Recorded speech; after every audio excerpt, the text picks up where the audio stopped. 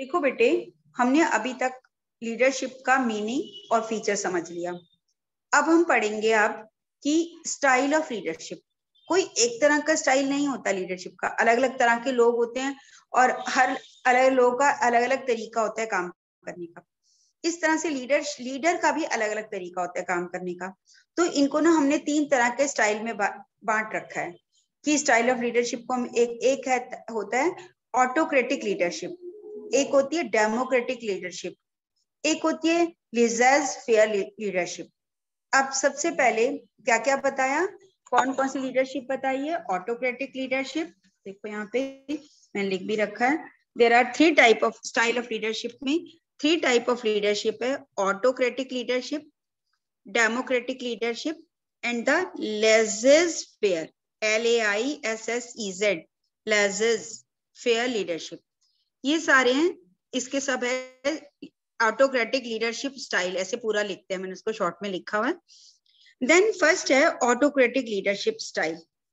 Autocratic का मतलब आपको पता ही चल रहा है, ऑटो माने अपने आप जो करे, है ना, ऐसे नहीं कहते ऑटोमेटिक है ये, ऑटोमेटिक जो अपने आप खुद ब खुद करता है, खुद करता है हर काम, है ना। तो this style is also known the leader centred style. इसको क्या कहते हैं, जिसमें लीडर सेंटर है, लीडर सेंटर स्टाइल। इसमें क्या होता है, under this style the leader keeps all the authority in his hand, खुद सारी अथॉरिटी अपने हाथ में रखता है, and the employees have to perform the work exactly as per his orders. उसके जैसे उसके ऑर्डर होते हैं ना, उसके हिसाब से उसको सारा काम करना पड़ता है एम्प्लॉइज को। सारे डिसीजंस कौन लेता है, खुद मैनेजर। तो इस तरह का लीडरशिप क्या कहलाती है, ऑटोक्रेटिक लीडरशिप। याद रहेगा, ऑटोक्रेटिक लीडरशिप को हम क्या कह रहे हैं, कैसी लीडरशिप है, लीडर सेंटर्ड स्टाइल। कई बार तुमने देखा है कई घरों में पापा या मम्मी वो ऐसे ऑटोक्रेटिक लीडर होते हैं, जो मैं कह रहा हूं वो करो, या मम्मी कई बार ऐसे होती है, जो मैं कह रही हूँ वो करो, है कि नहीं, होता है, होता है। तुमने देखा है अपने घरों में, कई कई अपने फ्रेंड्स के घरों में देखा होगा, या अपने घरों में देखा होगा, अपने रिश्तेदारों में देखा होगा, क्या हम भी देखते हैं स्कूल में अलग अलग प्रिंसिपल होते हैं, वो they are also leader of the school, manager of the school. और हर प्रिंसिपल के काम करने का अलग अलग तरीका होता है, कुछ होते हैं ऑटोक्रेटिक होते हैं, कुछ डेमोक्रेटिक होते हैं, कुछ लेज़र फेयर होते हैं। तो हम आज पढ़ रहे हैं ऑटोक्रेटिक के बारे में। तो ऑटोक्रेटिक में मैंने बताया लीडर सेंटर्ड स्टाइल है। देन आता है फीचर्स। इस ऑटोक्रेटिक लीडरशिप स्टाइल के क्या फीचर्स होते हैं, सबसे पहले मैंने बोला सेंट्रलाइज्ड अथॉरिटी। इसमें सारे राइट्स, सारे डिसीजंस, सारी रिस्पॉन्सिबिलिटी कौन लेता है, लीडर, वो अपने हाथ में रखता है। इसमें क्या क्या बोला मैंने, क्या क्या अपने हाथ में रखता है, सारी अथॉरिटी और रिस्पॉन्सिबिलिटी क्या करता है, अथॉरिटी भी अपने हाथ में रखता है, authority and responsibility. He does not want to share his authority or responsibility to anyone. वो कहते हैं मैं अपने आप देखूंगा, किसी को नहीं देता। तो सेंट्रलाइज्ड अथॉरिटी, सारी अथॉरिटी अपने पास रखेगा, जो भी कहेगा, जो भी करना है मुझसे पूछ के करो। कई घरों में ऐसे पापा बहुत होते हैं, ऐसे autocratic leadership. Then single man decision. In this style of leadership, all the decisions, manager himself takes all the decision. उसको ऐसे लगता है कि he takes it for granted that he does not need any others individual. वो कहता है मेरे को किसी की जरूरत नहीं है, सारे डिसीजन मैं खुद ही लूंगा। समझ में आ रहा है। और उसका एक और थर्ड फीचर ये होता है ऑटोक्रेटिक में, wrong belief regarding the employees. उसकी एम्प्लॉइज के रिगार्डिंग रॉन्ग बिलीफ होती है। वो रॉन्ग बिलीफ क्या होती है कि उसको ऐसा लगता है कि the employees do not work when motivated by love. उसको ऐसा लगता है कि लोग जो हैं वो काम नहीं करेंगे अगर उनसे प्यार से बोला जाएगा। They require hard control. वो सोचता है कि लोग जो है तब काम करते हैं। रॉन्ग बिलीफ क्या है कि लोग काम प्यार से नहीं करते। What is the wrong belief, कि लोगों को सिर्फ गुस्से से ही कंट्रोल किया जा सकता है, प्यार से नहीं। ये बिलीफ, रॉन्ग बिलीफ समझ में आया, गलत है ना ये बात। ऐसा कभी होता है कि लोग गुस्से से ही माने?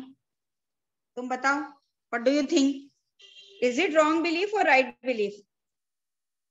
कि लोग प्यार से नहीं मानते, गुस्से से ही मानते हैं? रॉन्ग। कभी कभी वैसे गुस्सा भी दिखाना पड़ता है, ऐसा नहीं है ना? पर ये रॉन्ग बिलीफ है। मेरे को ऐसा लगता है कि जैसे हमको लगता है कि सब हमसे प्यार करे, औरों को भी यही लगता है। और कई लोगों का ये बिलीफ होता है कि नहीं, लोगों से काम करवाना है तो उनसे थोड़ा स्ट्रिक्ट होना ही पड़ेगा, प्यार प्यार में कोई काम नहीं चलता है। इस बिलीफ पे ये बेस्ड है ये लीडरशिप। और the last feature is only downward communication होता है। ये लीडर है, ये इसके एम्प्लॉइज हैं, ABCD, जो भी कम्युनिकेशन होगा ऊपर से नीचे ऑर्डर ही दिए जाएंगे, यहाँ से कुछ नहीं जाएगा ऊपर। यहाँ से कोई बोलेगा तो बोलेगा अच्छा तुम लीडर हो कि मैं हूँ, तुम मैनेजर हो कि मैं हूँ, मैं मालिक हूँ कि तुम मालिक हो। समझ में आया? तो this is autocratic leadership style in which all communication goes from the up to down, है ना, from superior to the subordinates. ये समझ में आया कि ओनली डाउनवर्ड कम्युनिकेशन चलता है, डाउनवर्ड कम्युनिकेशन चल रहा है इसमें। कहां से चल रहा है? लीडर से एम्प्लॉइज की तरफ। These are all employees. ये कौन है? एम्प्लॉइज हैं, ABCD। ये यहां से कुछ नहीं बोल सकते इसको कि सर आप ऐसे कर सकते हो, वो कहेगा भाई। समझ में? कोई बोलेगा ही नहीं, कम्युनिकेशन ही यहाँ से यहाँ चलता है ऑटोक्रेटिक में। देन एडवांटेज क्या होता है? अब इसके भी फायदे नुकसान है। हर चीज के फायदे नहीं होते तो ये चलता ही क्यों लीडरशिप? इसका एडवांटेज क्या होता है? सबसे बढ़िया फर्स्ट एडवांटेज होता है कि क्विक एंड क्लियर डिसीजन लिया जाता है, किसी से पूछना ही नहीं है, जो डिसीजन लेना है उन्हें खुद लेना है। तो वो डिसीजन क्या होता है? क्विक डिसीजन होता है। समझ में आ रहा है?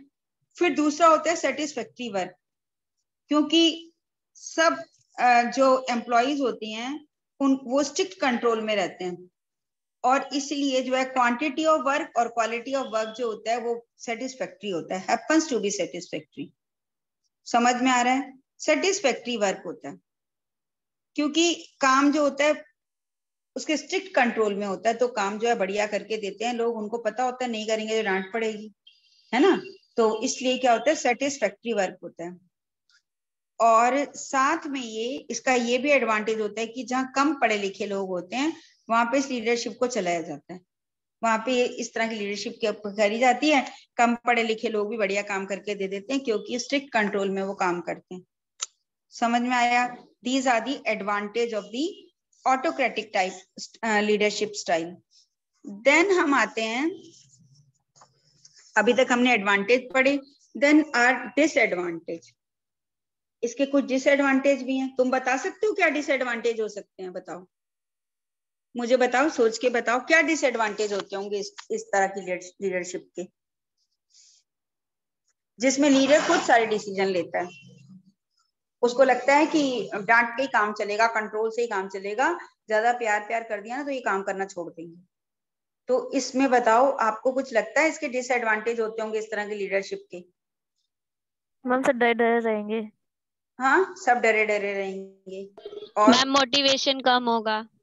लैक ऑफ मोटिवेशन होगा, काम ही नहीं कर, वो कुछ बताएंगे भी नहीं। ठीक है तुमने जो कह दिया मैंने कर लिया, मोटिवेटेड नहीं होंगे। और क्या होगा बताओ? इससे ये भी होगा कि हो जाएगी। एम्प्लॉयज जो होते हैं ना वो नाराज हो जाते हैं, नाराज होते हैं। वो एम्प्लॉयज होते हैं, खुश नहीं होते इस तरह की लीडरशिप में। क्यों नहीं खुश होते? क्योंकि उनको लगता है कि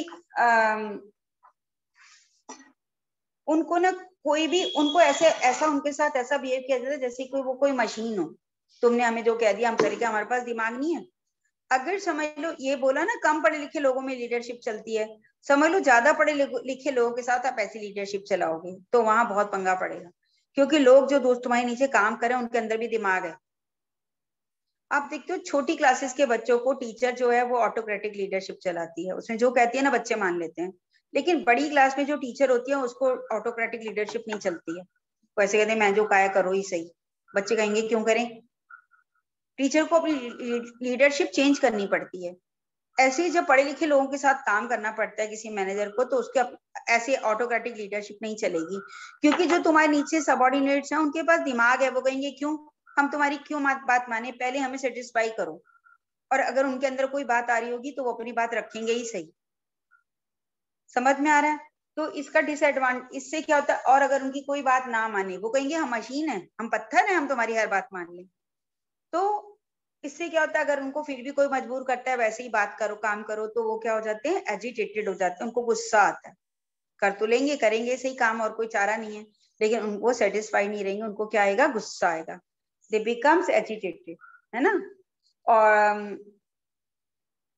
देन पॉसिबिलिटी ऑफ पार्शियलिटी, क्योंकि अकेला लीडर है तो उसके जो लोग ज्यादा चापलूसी करते हैं, उसका जो फेवर, तो उनको क्या करेगा, फेवर करेगा, उनको ऐसे काम दे देगा जिसमें कि कम मेहनत करनी पड़े।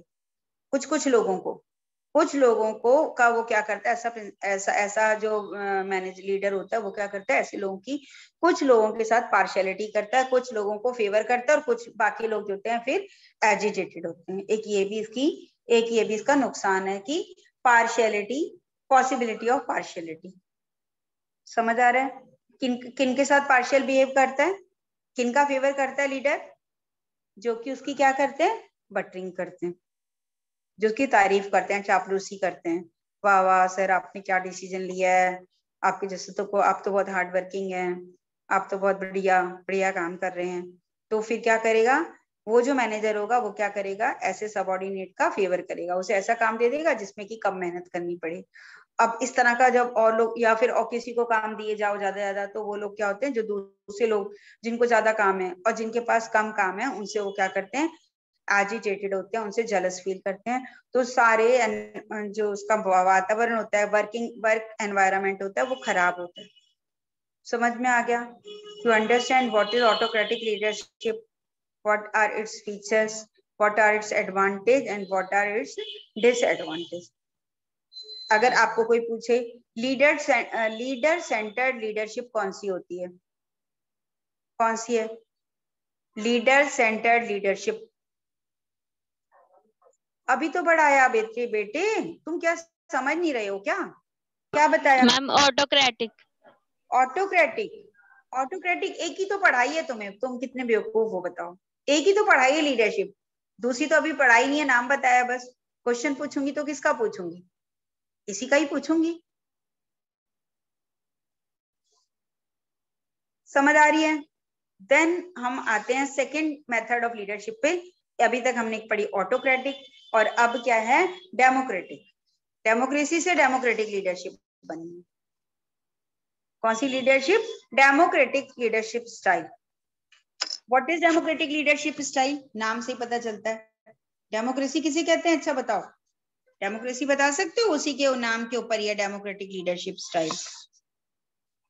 डेमोक्रेसी में होते हैं लोग जो हैं, क्या किसे कहते हैं democracy, rule of the people, by the people, for the people is democracy, है ना।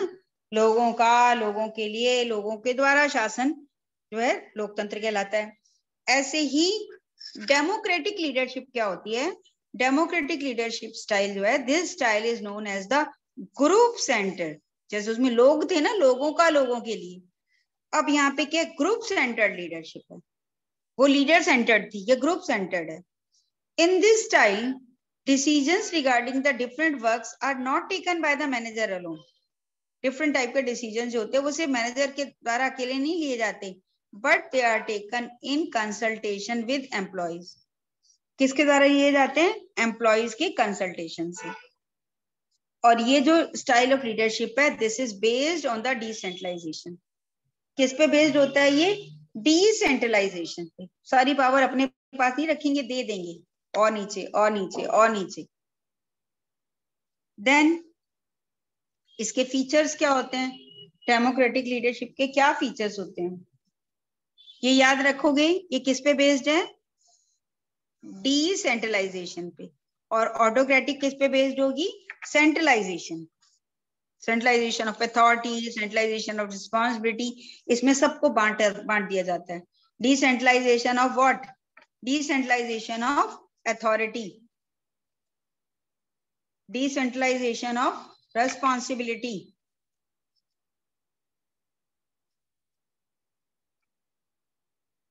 समझ आ गया? देन फीचर्स क्या होते हैं, इस तरह की डेमोक्रेटिक लीडरशिप के क्या फीचर्स होते हैं?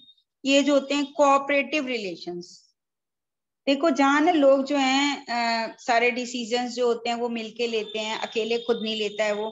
तो क्या होता है, जो एम्प्लॉय है और जो मैनेजर होता है, एडमिनिस्ट्रेशन होता है, उन दोनों में कैसा रिलेशन रहता है? कोऑपरेटिव। यानी कि जो एम्प्लॉयर है या मैनेजमेंट है वो किसको कोऑपरेट करता है? एम्प्लॉयज को। और एम्प्लॉयज भी वक्त आने पर किसको कोऑपरेट करते हैं? मैनेजमेंट को। वो भी कह देते हैं चलो किस दिन काम ज्यादा है, चलो हम ओवर टाइम करते हैं, करवाते हैं काम पूरा। और उनके घर में अगर एम्प्लॉय के घर में कोई दिक्कत है तो वो क्या करेगा? मैनेजर कहेगा चलो ठीक है छुट्टी ले लो, जाओ तुम अपना बच्चा बीमार है उसको देखो। तो ये होता है कोऑपरेटिव रिलेशन इन दोनों में। किस में कोऑपरेटिव रिलेशन रहता है? मैनेजमेंट में और किसमें? एम्प्लॉयज में। एम्प्लॉयज में एक कोऑपरेटिव रिलेशन रहता है। ये इसके साथ कोऑपरेशन करते हैं, एम्प्लॉयज मैनेजमेंट के साथ कोऑपरेशन करते हैं। Then belief in employee. आपने ऑटोक्रेटिक में पढ़ा ना कि उसमें रॉन्ग मिस बिलीफ है, उनको ये लगता है कि ये लोग काम नहीं करते। यहाँ इसको क्या बिलीफ होता है? डेमोक्रेटिक में क्या बिलीफ होता है कि वो सोचता है कि लोग जो हैं, people want to do their work with interest. वो ये सोचता है कि लोग तो है ना अपने काम को इंटरेस्ट से करना चाहते हैं, and with responsibility, and try to perform their work in good manner. वो ये सोचते हैं कि पीपल जो है they want to do their work with interest and with responsibility in good manner. वो ये बिलीफ होती है उसकी। किसकी बिलीफ होती है ये? एम्प्लॉय की कि एम्प्लॉयर की? किसका ये विश्वास होता है बेटे? एम्प्लॉयर का। वो ये मान के चलता है कि लोग तो काम करना चाह रहे हैं, बड़ी जिम्मेदारी से काम करेंगे, बड़े डेडिकेशन से काम कर रहे हैं। इस फेथ पे जो है वो उनको काम देता है। और इससे क्या होता है, जो मैनेजर जो होता है, मैनेजर का जो फेथ होता है, इससे क्या होता है, एम्प्लॉयज जो होते हैं ज्यादा अच्छे से काम कर पाते हैं। कभी कभी टीचर को तुमने देखा है, बच्चों कहती है कि बेटे नहीं तुम कर लोगे, ये मुश्किल नहीं है तुम कर लोगे। एक ऐसा कहे टीचर, और एक टीचर ऐसा कहे कि कुछ नहीं आता तुम्हें, कुछ नहीं कर सकते, फेल हो जाओगे तुम। किसके बच्चे काम करेंगे, पढ़ेंगे? बच्चों का तो पहले डिमोरलाइज कर दिया कि तुम तो फेल हो जाओगे, बच्चा पढ़ेगा ही नहीं, किताब ही नहीं खोलेगा कि मैडम ने कह दिया मैं तो फेल होऊंगा। और एक टीचर अगर किसी बच्चे को कह दे कि नहीं बेटे मुझे तो लगता है तुम तो कर लोगे, तुम्हारे अंदर तो बहुत एबिलिटी है, तुमको मैंने देखा है तुम कर सकते हो काम ये, फिर बताओ किसका करेगा? ज्यादा करेगा फर्स्ट वाली टीचर का बच्चा काम करेगा कि सेकंड वाली टीचर का बच्चा काम करेगा? सेकंड, क्योंकि उसको लेगा मैं कर सकता हूँ। तो इस तरह का जब ये बिलीफ रखता है मैनेजर कि नहीं नहीं तुम तो बहुत बढ़िया काम करते हो, नहीं नहीं मैं तुम्हें देखा करते हुए, तुम तो बेस्ट काम करते हो, तो फिर वो थोड़ा बहुत नहीं भी करता होगा ना, वो सोचेगा अरे वो तो मैनेजर मेरे लिए सोच रहा है, मैं तो बढ़िया काम करता हूँ तो मुझे तो करना ही पड़ेगा बढ़िया काम। This is belief in the employee. ऐसे ही ओपन कम्युनिकेशन होता है। किसमें होता है? ओपन कम्युनिकेशन होता है। किस में? मैनेजमेंट में और एम्प्लॉय में। एम्प्लॉयर एम्प्लॉय में ओपन कम्युनिकेशन होता है। कैसे? अरे यार देखो, ओपन कम्युनिकेशन का मतलब आप समझ रहे हो? जैसे ये देखो मैंने फिगर बना रखा है, इसमें ये लीडर है, ये सारे एम्प्लॉय हैं, सब मिलके काम करते हैं, ए बी सी डी ये सब एम्प्लॉय हैं। और आप इसमें कम्युनिकेशन देखो, लीडर ए के साथ कम्युनिकेशन करता है, ए भी लीडर के साथ करता है, लीडर बी के साथ करता है, बी भी लीडर के साथ करता है, लीडर सी के साथ करता है, सी भी लीडर के साथ करता है। सबके साथ लीडर कम्युनिकेट करता है और सब लीडर के साथ भी कम्युनिकेट करते हैं, और सब एम्प्लॉय आपस में भी कम्युनिकेट करते हैं। ए डी के साथ कर रहा है, डी ए के साथ कर रहा है, ए बी के साथ कर रहा है, बी ए के साथ, सब आपस में कम्युनिकेट कर रहे हैं। This is democratic leadership. समझ में आया? तो मैंने बोला ओपन कम्युनिकेशन है, ये इसका फोर्थ फीचर है। देन इसके एडवांटेज पे आ जाएं तो इस तरह की लीडरशिप में क्या होता है, जो एम्प्लॉयज होते हैं उनका मोरल बड़ा हाई होता है, क्योंकि उनके ऊपर तो फेथ रखा गया है, उनको तो ये सोचा गया है तो बढ़िया काम करते हैं। तो इससे क्या होता है, और उनको डिसीजन मेकिंग पावर भी दी जाती है, तो वहां पे जो लोग होते हैं उनका मोरल हाई होता है। हाई हाई उससे काम करते हैं, हाई मोरल से काम करते हैं, तो काम जो है डेडिकेशन से करते हैं, एंथुजियाज्म से करते हैं काम। और जब ज्यादा एंथुजियाज्म से, ज्यादा डेडिकेशन से काम करते हैं तो सेकंड एडवांटेज होता है वो मोर एफिशिएंसी से काम करते हैं, जिससे मोर प्रोडक्टिविटी होती है। मोर एफिशिएंसी एंड प्रोडक्टिविटी, ज्यादा अच्छे से काम करेंगे तो क्या होगा, ज्यादा बढ़िया काम, ज्यादा प्रोडक्शन करते हैं। ऐसे ही availability of sufficient time for the constructive work, किसके पास अवेलेबिलिटी होती है, ये होती है एम्प्लॉयर के पास। क्यों? क्योंकि उसने अपना बहुत सारा काम तो अपने सबऑर्डिनेट्स को दे दिया, तो अब वो काम, सारा काम वो अपने हाथ में नहीं रख रहा, उसने डिसेंट्रलाइजेशन कर दिया, तो उसके पास इंपॉर्टेंट कामों को करने के लिए सफिशिएंट टाइम होता कंस्ट्रक्टिव काम करने के लिए, क्योंकि छोटे छोटे सारे काम तो उसने बांट दिए, इंपॉर्टेंट काम अपने पास रखा है, उसके लिए उसके पास टाइम होगा और वो उन कामों को करता है।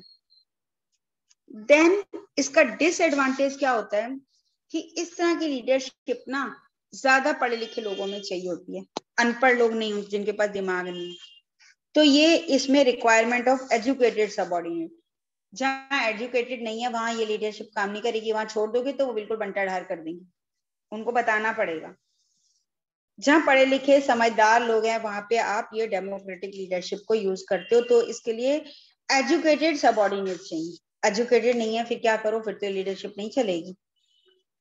देन डिले इन डिसीजन, कोई बताएगा इसमें डिसीजन में डिले क्यों होता है, इस तरह की लीडरशिप में, डेमोक्रेटिक लीडरशिप में डिले क्यों होता है? हम इसमें सबकी वो सहमति चाहिए होती है। हाँ, सबकी डिसीजन से, सबकी सहमति से या राय से, क्या बोल सकते हैं इसको, क्या बोलेंगे इंग्लिश में, कि राय समझ लो, चलो हिंदी में लेते हैं कि सबकी सबका राय से एग्री करना डिसीजन, होता है। सबकी राय से डिसीजन लिया जाता है कि भाई ठीक है, तुम कह रहे हो, तुम कह रहे हो, और उसके बाद सोच समझ के डिसीजन लिया जाता है। इसमें सब में टाइम लगता है, सबसे पूछो भी तुम क्या सोचते हो, तुम क्या सोचते हो, तो इसमें डिले डिसीजन होता है। जबकि ऑटोक्रेटिक में तुमने देखा फट से वो डिसीजन लेते हैं, क्योंकि उसको किसी से पूछना नहीं, यहाँ से सबसे पूछ के सोच समझ के डिसीजन लिया जाता है। इसलिए क्या होता है, कभी कभी डिसीजन लेने में टाइम लगता है, कभी कभी क्या लगता ही है time. Then lack of responsibility in manager, अब क्या होता है, क्यों लैक ऑफ रिस्पॉन्सिबिलिटी क्यों होती है? मैनेजर कहता है मैंने तो ये काम इसको दे दिया था, इसने ऐसा किया है, तो वो क्या करता है, अपनी रिस्पॉन्सिबिलिटी से कभी कभी भागता है। वो कह देता है कि मैंने तो जी इसको दे दी थी, जबकि तुम्हें पता है कि रिस्पॉन्सिबिलिटी जो है वो दी नहीं जा सकती है। आप रिस्पॉन्सिबिलिटी दे दोगे, लेकिन उसकी रिस्पॉन्सिबिलिटी से आप उसको आप आगे कर भी देते हो, लेकिन आपकी जिम्मेदारी उससे कहीं कम नहीं होती। तो लैक ऑफ मैनेजर जो है कभी कभी क्या करता है, डेमोक्रेटिक लीडरशिप में रिस्पॉन्सिबिलिटी नहीं लेना चाहता है। आपको ना हर लीडरशिप की सूटेबिलिटी बहुत अच्छे से याद करनी है कि कहाँ सूटेबल है, इस तरह की लीडरशिप कहाँ चलती है। ये मैंने पिछले वाले उसमें भी बताया था और इसमें भी बता रही हूँ। ऑटोक्रेटिक लीडरशिप में बताया था, जैसे मैंने बताया था कि ऑटोक्रेटिक में अभी क्या बताया था, वो लीडरशिप कहाँ चलती है,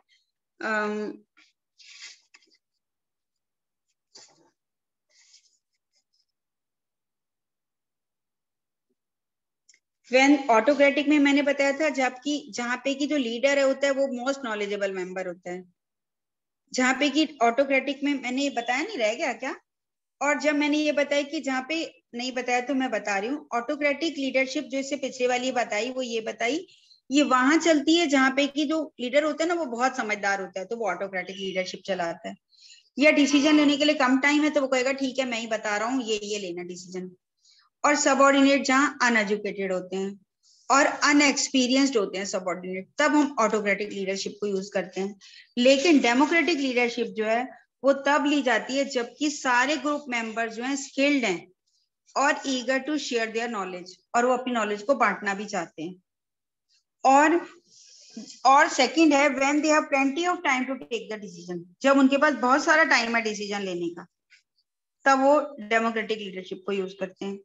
और थर्ड है when leader wants to involve the subordinate in decision making, जब लीडर चाहता है कि लोग जो उसके सबऑर्डिनेट जो डिसीजन मेकिंग में शामिल हों, तब इस तरह की, कौन सी लीडरशिप की बात कर रहे हैं हम अभी, कौन सी लीडरशिप पढ़ रहे हैं बेटे, ये वाली, this is democratic leadership. Then when the roles are clear, जब सबके रोल्स क्लियर होते हैं कि किसको क्या काम करना होता है, तब डेमोक्रेटिक लीडरशिप यूज की जाती है। हमने ये बात करी सुटेबिलिटी की कि कब डेमोक्रेटिक लीडरशिप यूज की जाती है और कब जो है ऑटोक्रेटिक लीडरशिप यूज की जाती है। ये दोनों ही सुटेबिलिटी, ये भी सुटेबिलिटी देखो, ये ऑटोक्रेटिक की लिखी है, ये भी it's very important, very important, क्योंकि आपको केस स्टडीज दी होती है, उसमें आपसे पूछा जाता है बताओ इसमें जो लीडर है उसने कौन सी लीडरशिप यूज की हुई है, तो आपको पता होना चाहिए कि आपको उसके काम करने के ढंग से पता चल जाएगा कि ये कैसी है। जहाँ पे स्किल्ड लोग होंगे, पढ़े लिखे लोग होंगे, वहां पे डेमोक्रेटिक होगी, है ना। जहाँ पे अनस्किल्ड लोग हैं, अनएक्सपीरियंस लोग हैं, अनएजुकेटेड लोग हैं, वहां पे ऑटोक्रेटिक लीडरशिप होगी। समझ में आया? जहाँ पे खुद ही मैनेजर बहुत स्किल्ड है, बहुत समझदार है, वो कौन सी लीडरशिप यूज करेगा? ऑटोक्रेटिक। समझ आ रही है बात? तो इस तरह से आपने देखा, हमने दो लीडरशिप के आज अभी स्टाइल पढ़े हैं, that is democratic leadership and autocratic leadership. समझ आ गई आपको? समझ आ रही है? आज की क्लास समझ आ रही है? Yes ma'am. Yes ma'am. तो अब जो है कल हम इसके बाद आगे लेंगे, दैट इज लेजर-फेयर लीडरशिप, उसको हम कर लेंगे, उसका मीनिंग, उसके एडवांटेज डिसएडवांटेज, इससे रिलेटेड क्वेश्चंस भी हम थोड़े से कर लेंगे। आप इसको लेसन को पढ़ के और इसके नोट्स बनाना खुद ही। मैं देखो नोट्स बना के आपको पढ़ा रही हूँ ना, तो आप इसके नोट्स बनाओ और इसको ऐसे बनाओ कि जब पेपर आए तो आपको बिल्कुल पेज उठाओ और आपको याद होता जाए। ठीक है? समझ आ रहा है? तो हम क्लास को आज यहीं पे ही खत्म कर रहे हैं। आप इसको ध्यान से आगे पढ़ेंगे। कोई दिक्कत हो तो आप मुझे बता सकते हैं।